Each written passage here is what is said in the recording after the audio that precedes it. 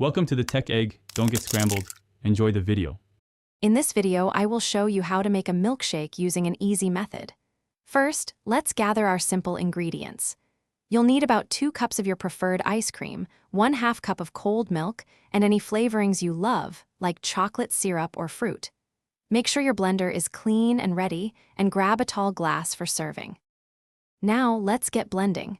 Start by adding about 2 cups of your chosen ice cream into the blender. Next, carefully pour in 1/2 cup of cold milk. This ratio helps create a great base. Finally, add any flavorings you desire, like a generous swirl of chocolate syrup or a handful of fresh berries for that extra kick. It's time to blend everything together until it's perfectly smooth and creamy. Start on a low setting and gradually increase the speed. If your milkshake is too thick, simply add a little more milk, about 1/4 cup at a time, until you reach your desired consistency. For a thicker shake, just add another scoop of ice cream. Once your milkshake reaches that ideal consistency, pour it into a chilled glass. For an extra special touch, you can garnish it with a dollop of whipped cream, a cherry, or a sprinkle of chocolate shavings.